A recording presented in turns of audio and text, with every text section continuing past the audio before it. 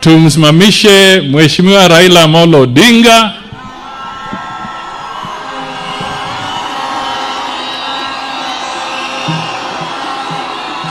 aje hapa mbele atuzungumzie, alafu yeye ndio ataalika Rais wa Jamhuri ya Kenya.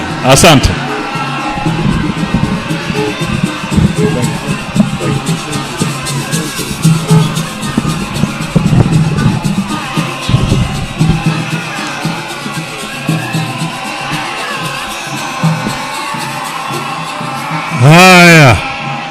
Haya. Jothurwa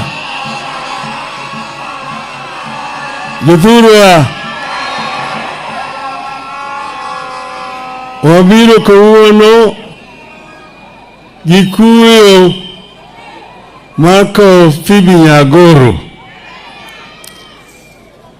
wabiro yewimo atung piny biro kae kawuono.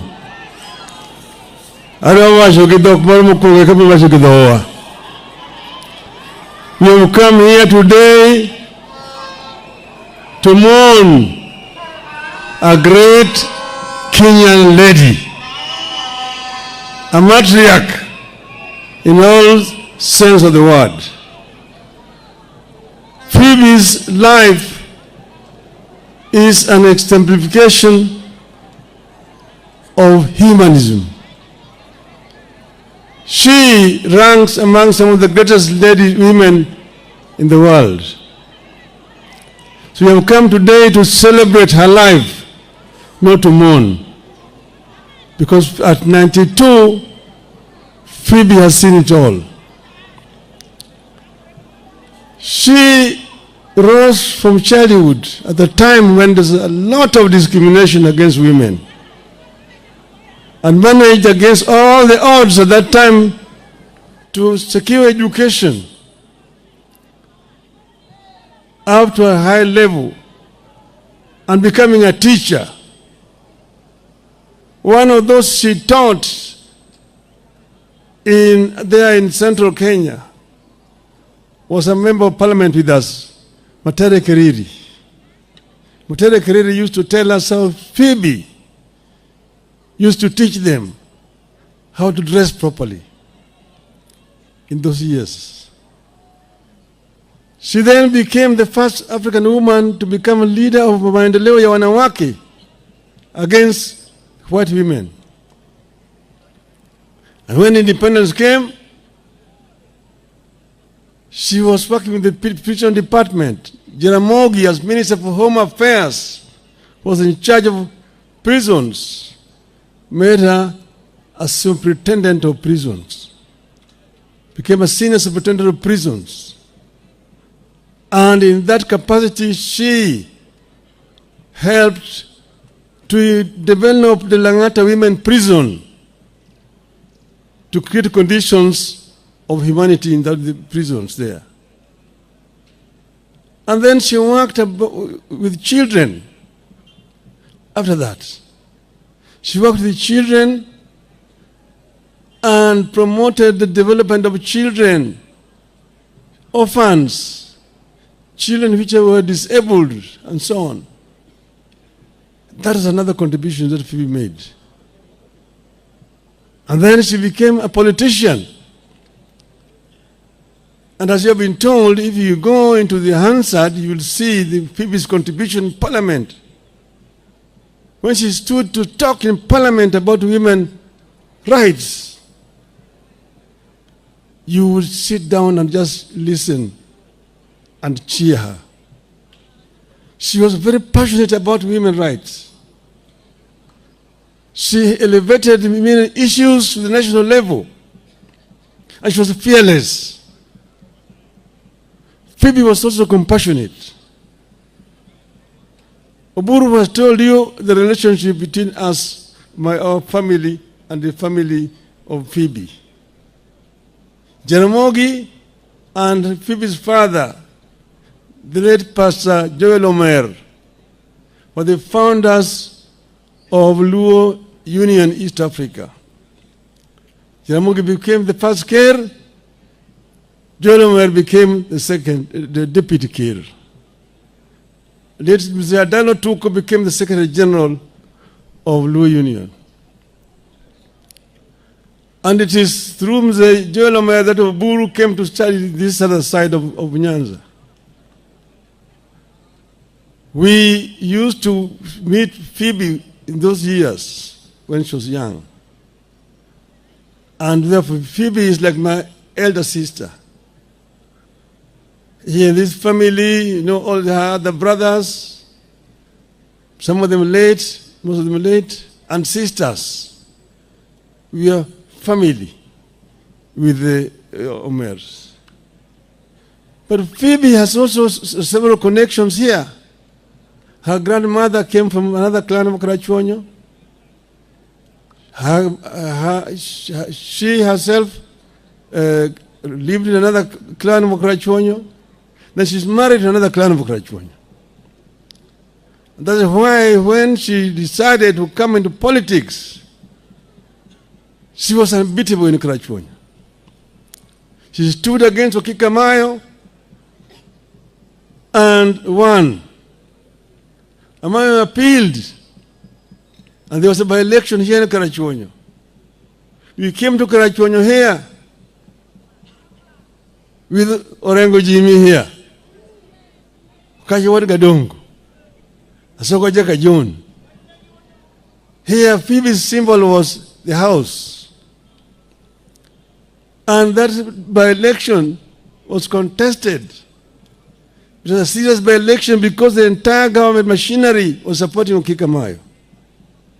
But we came here, descended this place like bees. And we had a Soka Jaka John with this kinanda. Odds. Karachuonyo. Odds. Nyagoro. Odds. Kende mwago ni ombulu. Phoebe wacho. Odds. Asiyo wacho. Odds. Okachi wacho. Odds. Karachuonyo wacho. Odds. Odds. Kende mwago ni ombulu.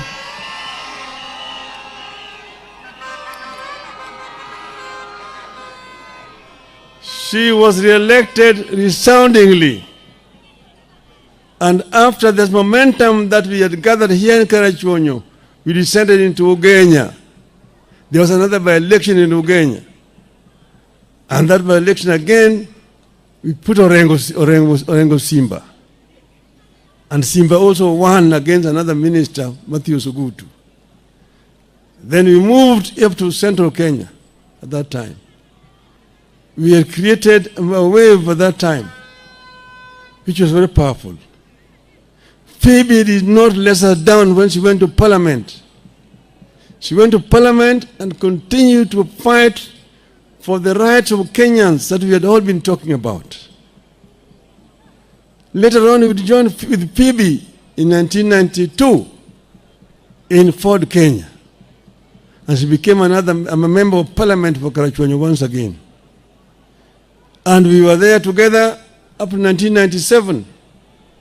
Jaramogi died when we were together with Phoebe. And Phoebe was one of the people who actually held my hand at that time and asked me to forget what had happened and to move on. She was one of the people who consoled me at that very difficult time. So that's why I'm so happy today that the government of President Ruto has accepted to give Phoebe this kind of burial that she richly deserves. As a hero.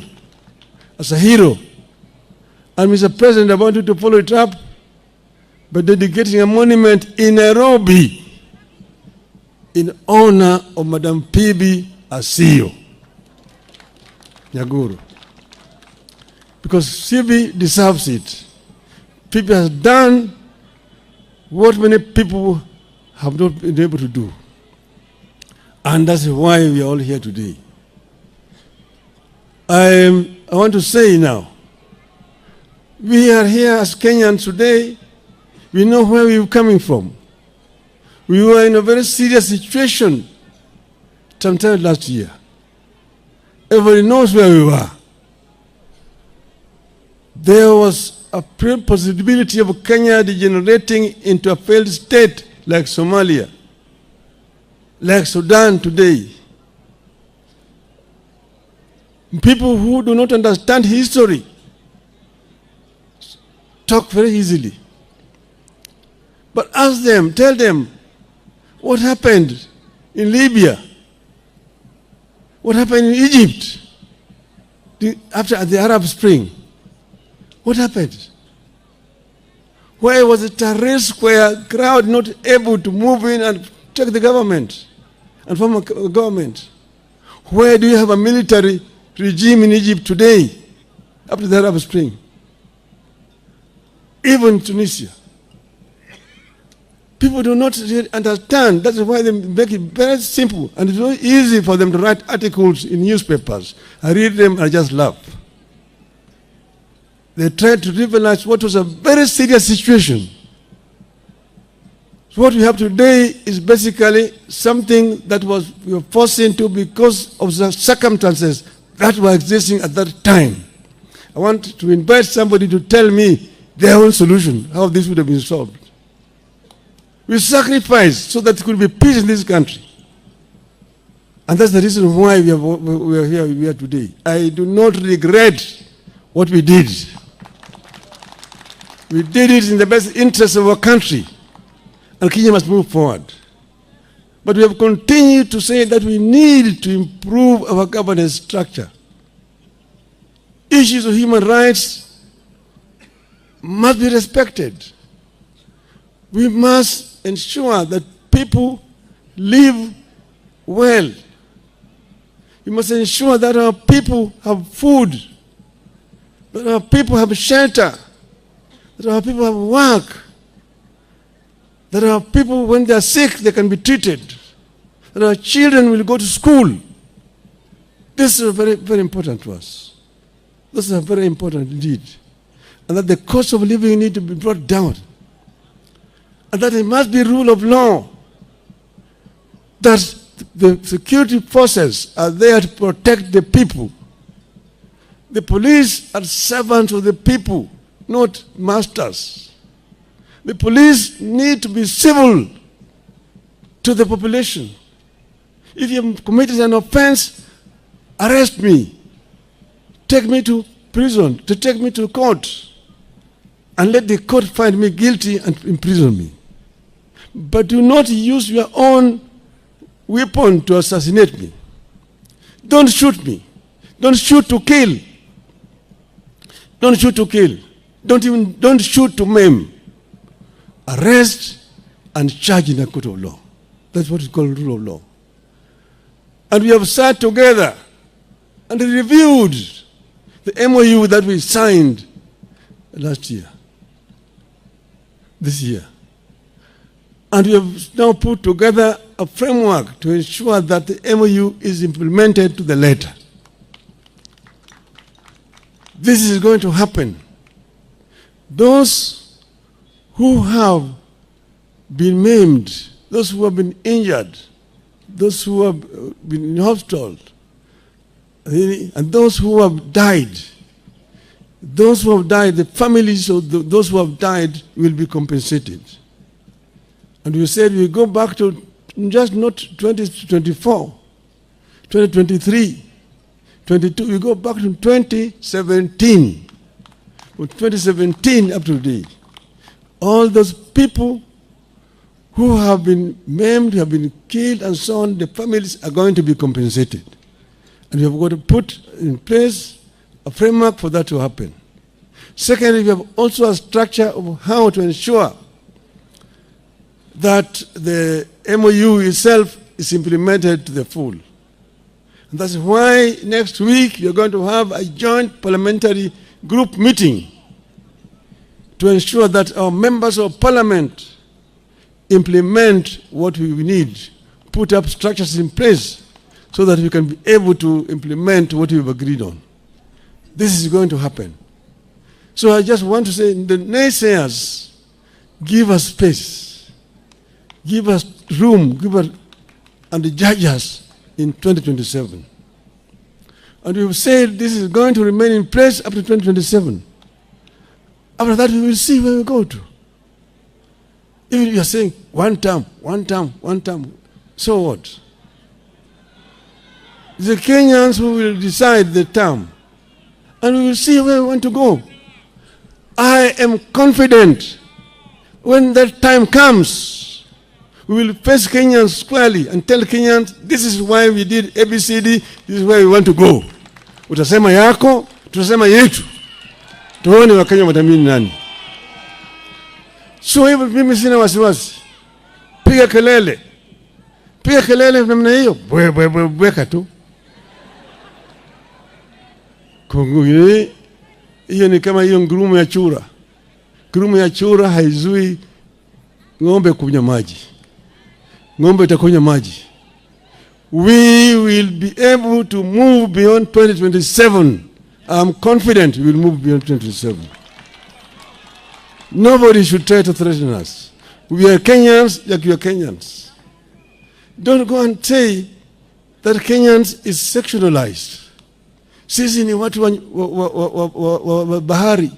Sisi ni watu wa ziwa, kanda ya ziwa Victoria. Sisi ni watu wa bonde la ufa. Sisi ni watu wa milima. Sisi zote ni wa Kenya. We are all Kenyans. All and every Kenyan matters. It's not a question of blood relationship. Oh, you're our cousins. You're our cousins. You're our cousins. So those are your cousins. Those who are not your cousins, what are they? Are they not Kenyans? Are they not Kenyans? Don't tell us also that there is the government has got shareholders. Watu wengine wako na share mingi, wengine wana kidogo, wengine hawana shares. Then why are you collecting taxes from those who don't have shares? Why do you tax them? You collect shares, money from them, and you say they don't deserve services because they did not vote for you. Shame on you. Shame on you. We want to live a civilized society in a civilized manner, in a humane manner. We want Kenyans to be proud as Kenyans. Kenya is a great country. Kenya is a great country. Kenya can transition to a first world. There's no reason why Kenya cannot move the way Kenyans equivalents have done. We can do it when we create enabling environment for Kenyans to thrive. Kenyans can excel. I've seen Kenyans excel elsewhere. I've seen countries much poorer than Kenya transition and become first world. Korea is one. Vietnam was bombarded by Americans for many years. Nobody believed that people remaining in Vietnam. Today, Vietnam's economy is up there. Energy consumption in Vietnam today is 70,000 megawatts. Kenya is only 3,500. We'll go that route. There are many things that can be done here. When we sit down and plan properly, Kenya will be able to take off. Mr. President, we had Vision 2030. It's not been followed very well. As we now want to work with you, we want to ensure that we bring Vision 2030 back on the table. We also revive the NESC, National Economic and Social Council, so that all those flagship projects that we coined during that time can be revived and make sure that they're all moving together, going in the right direction. This will help us as a country. So I'm saying this as just a Kenyan patriot who is thinking about Kenya. Kenya number one, Kenya number two, Kenya number three. This is where we are. At this juncture now, I also want to congratulate Harambee Stars for making us proud twice. Making us proud. Harambee Stars are showing what other Kenyans do not know exists. And this is the spirit that we want to continue to hail. So, Yathurwa,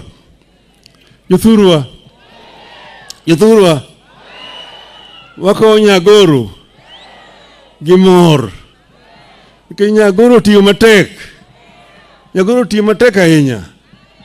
Omiyo nyaka kowe gi sironyo. Otiyo matek kata kineno nyithindegi, ineno sisaka, ineno nyigegi duto te yawuotegi. Chodala kageki. Oting'o malo. Dala kaka asiyo. Nechalo dalawa ka.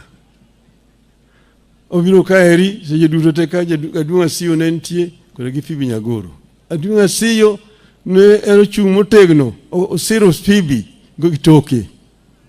Emomiyo kata yuma dichuo ka chiegni malo kucha, wek bedo gi nyiego.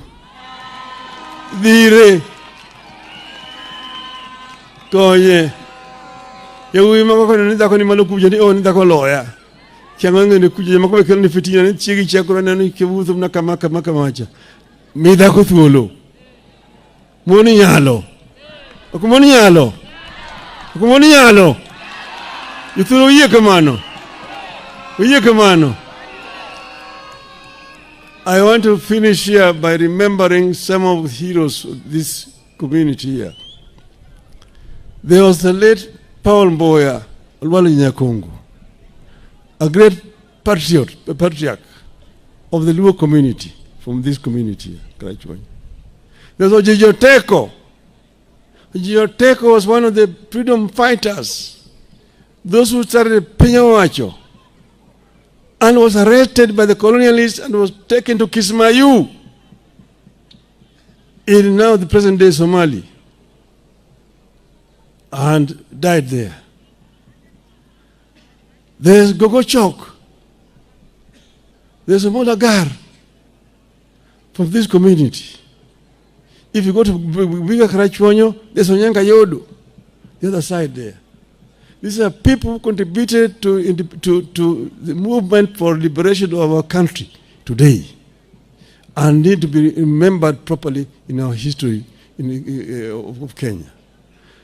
So, Nyagoro, wachini wakoni wuthi, inind kari, inind kanyako.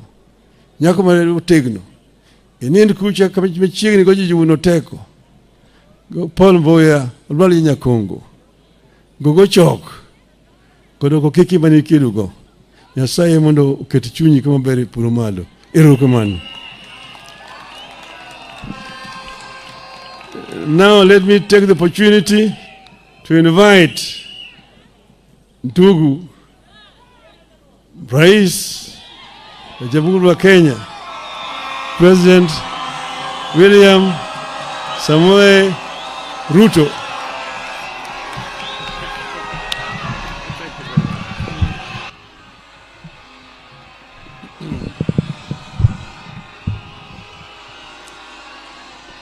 Asante sana.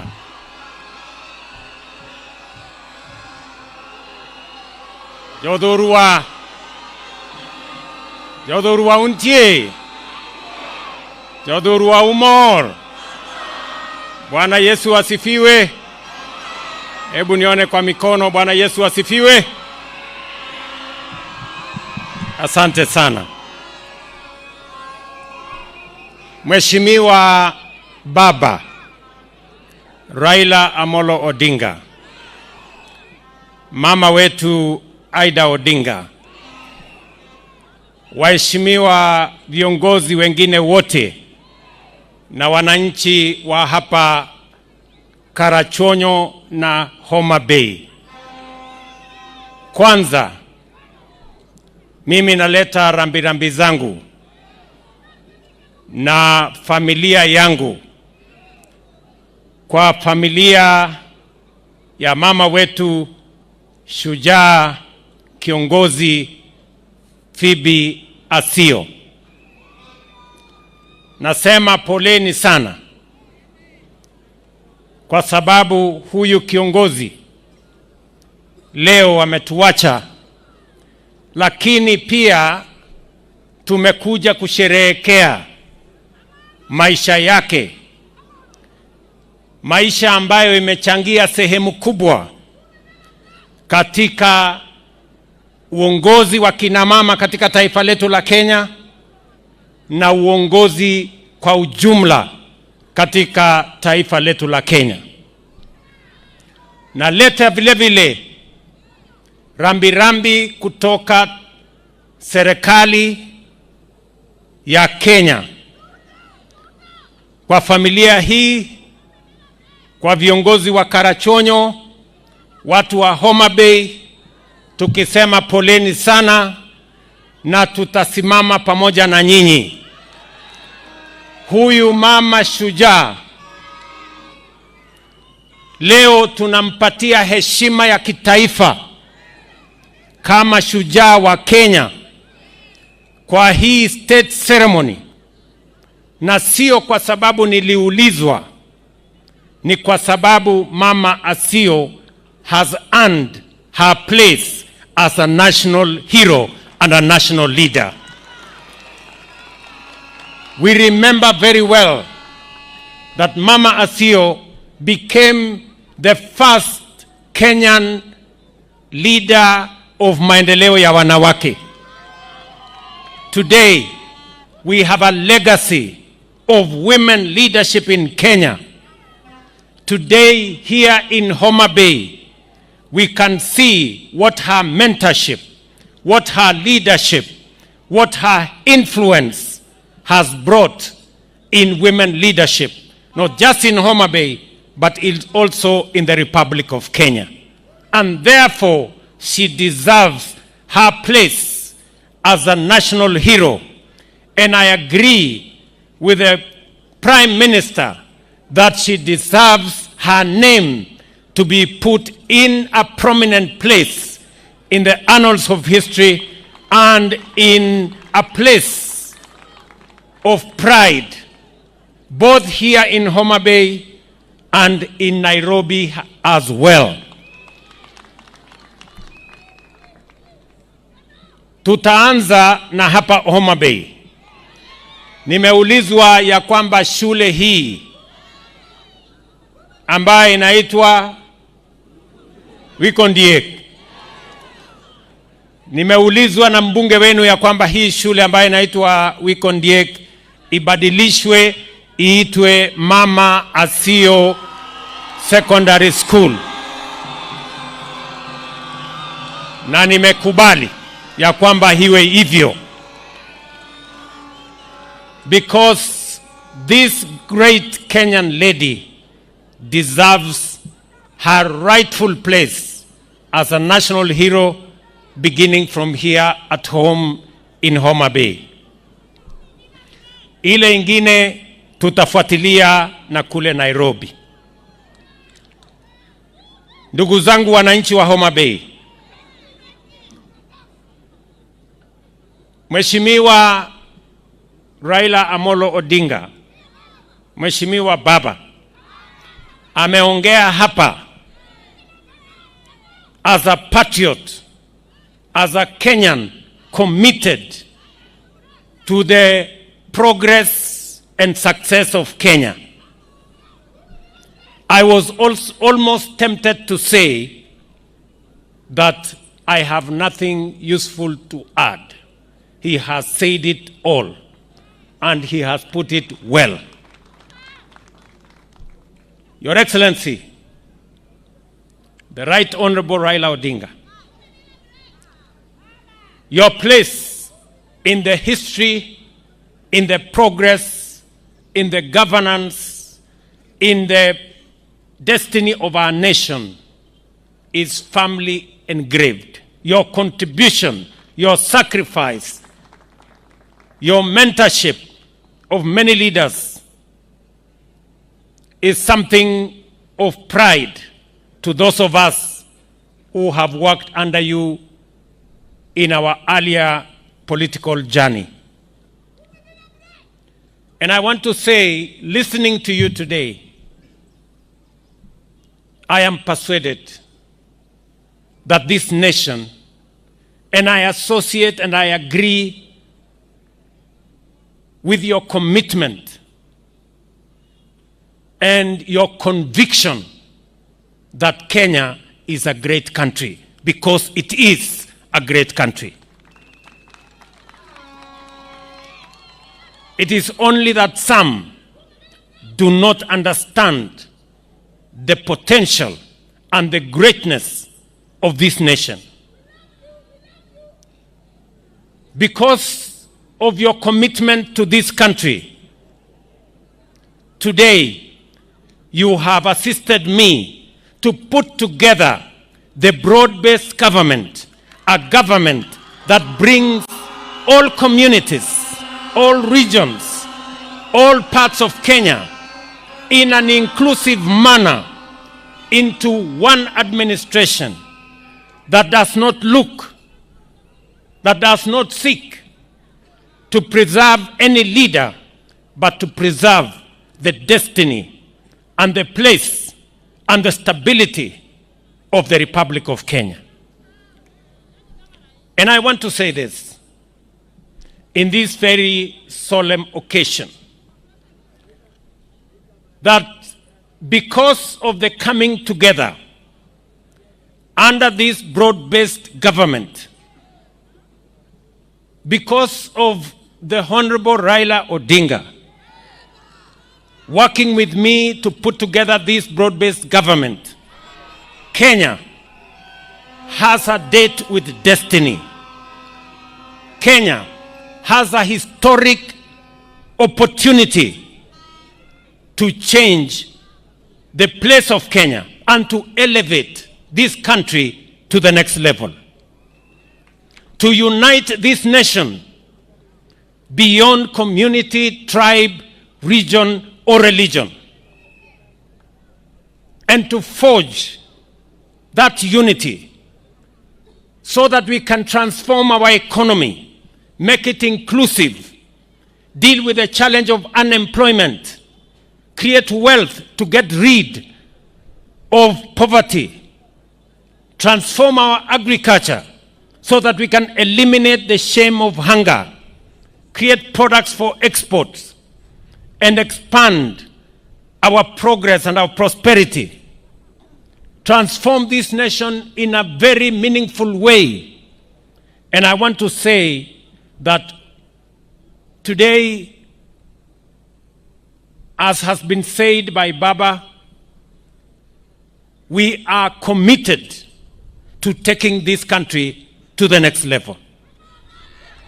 And it is the reason why we signed the 10-point agenda. And I want to commit that as the head of the executive, that 10-point agenda will be implemented to the letter. The journey towards the implementation of that agenda began.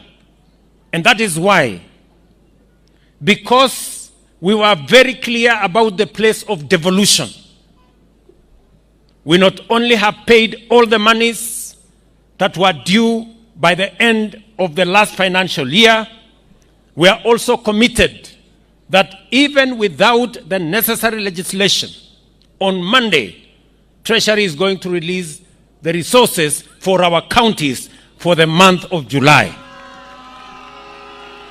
We have also set in motion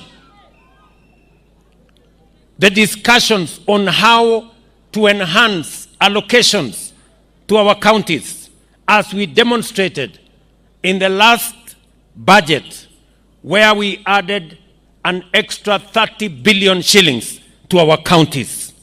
And that is the trajectory that we have agreed upon. As has been said here, we have also put together a 5-member committee to make sure that our administration will implement not just the 10-point agenda, but all the other agreements that we have agreed so that we can transform this nation.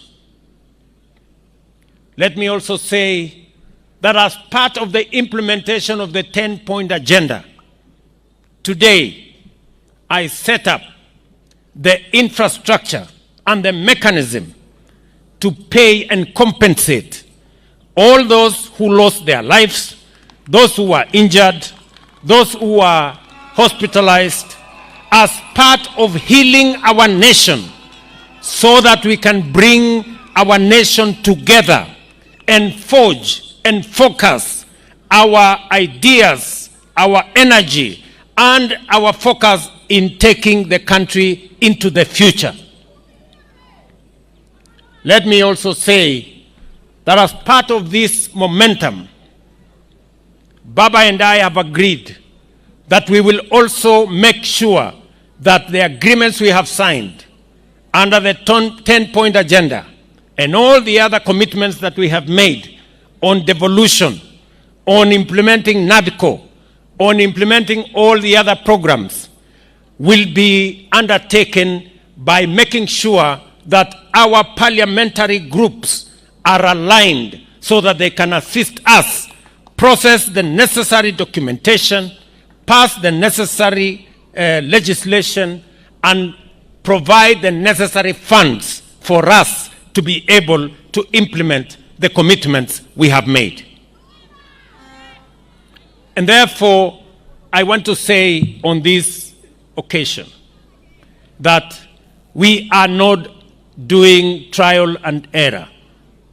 This is not an exercise of guesswork. We know where we've come from. We know the risks our nation has gone through. And we know what we must do and where we must go so that we can secure the peace, the stability, and the progress of our nation. Let me conclude my remarks by saying that while in Homa Bay today, leaders here have asked that we focus on the development of the nation as we focus on the development of this county. Let me commit that we have provided in this year's budget enhanced resources for the development of this county. I am aware that this county and this region requires affirmative action, because for a very long time, this region has not benefited from the resources and the development of our country as other regions have. It is the reason why we have enhanced the budget, for example, for roads from about 500 million last year to 3.2 billion shillings this year, and another 2 billion shillings will be allocated in the short term, so that we can bring back all the contractors for all the roads that had stalled. I want to commit to you that all the contractors are back. Those which are not back, they will be back. We now have the resources to make sure that we complete the roads that we made our commitment upon in this region. Not just those which are ongoing, but we have also committed to build 5 new roads.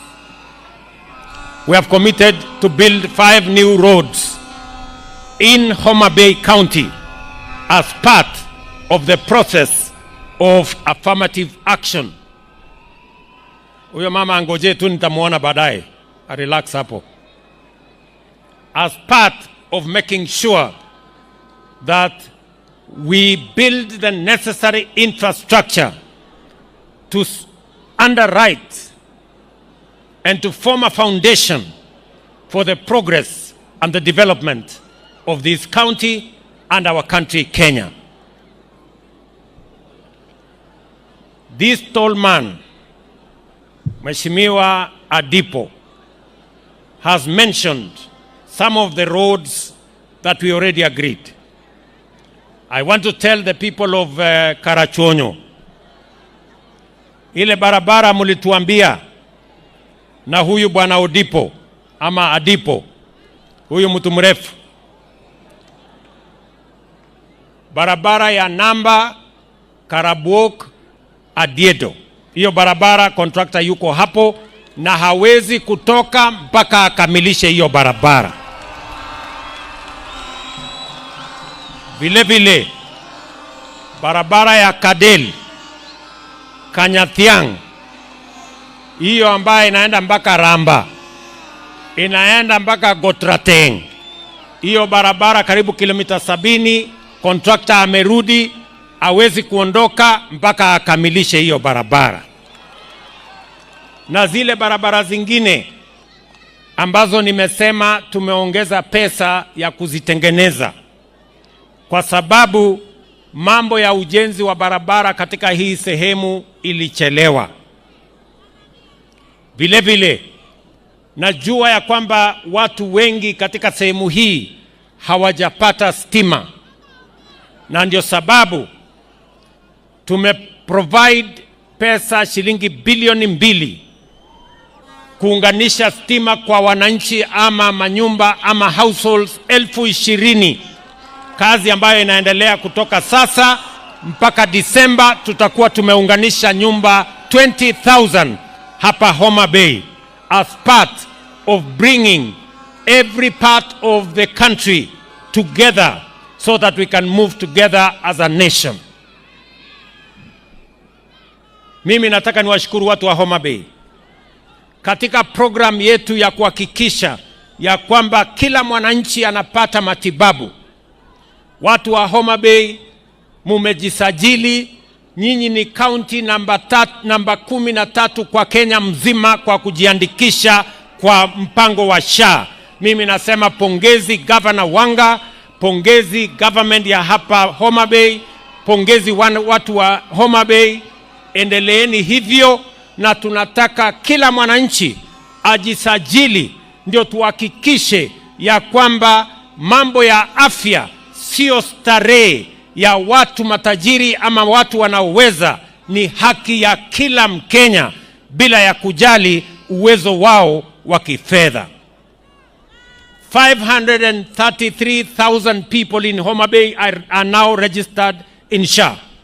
And as I said yesterday, and I want to repeat it here when I'm in Homa Bay, mwananchi aende hospitali pale level 1, level 2, level 3, level 4, outpatient, atibiwe, apatiwe dawa na asiulizwe pesa yoyote, aende nyumbani, kwa sababu serikali ya Kenya tumeweka pesa ya kuhakikisha ya kwamba matibabu ya wananchi iko sawa sawa.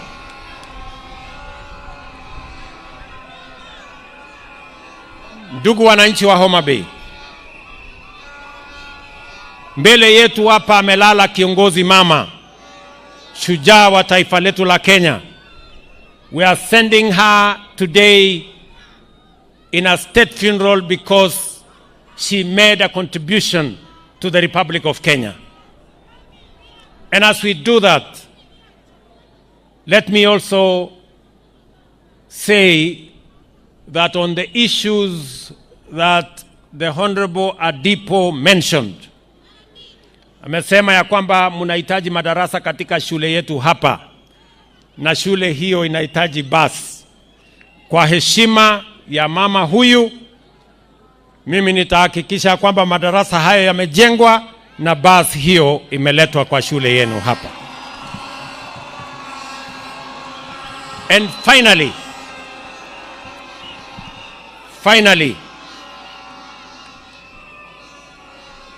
in honor of Mama Phoebe Asio and women leaders in Kenya, wakiwemo kina mama wetu wote wa maendeleo ya wanawake, Baba and I have committed that under the NADCO framework, we must and we will actualize the 2/3 gender rule this time round. Kwa hivyo, wana Homa Bay, mimi nataka niseme asante sana kwa kutukaribisha hapa. Asante sana kwa heshima yenu na ushirika wenu. Mjue tunawapenda, tunawatakia heri, na Mungu awabariki siku zote. Thank you very much and God bless you.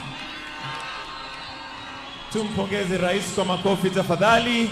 Asante sana Mheshimiwa Rais kwa hotuba yako, na naomba tubaki tumesimama.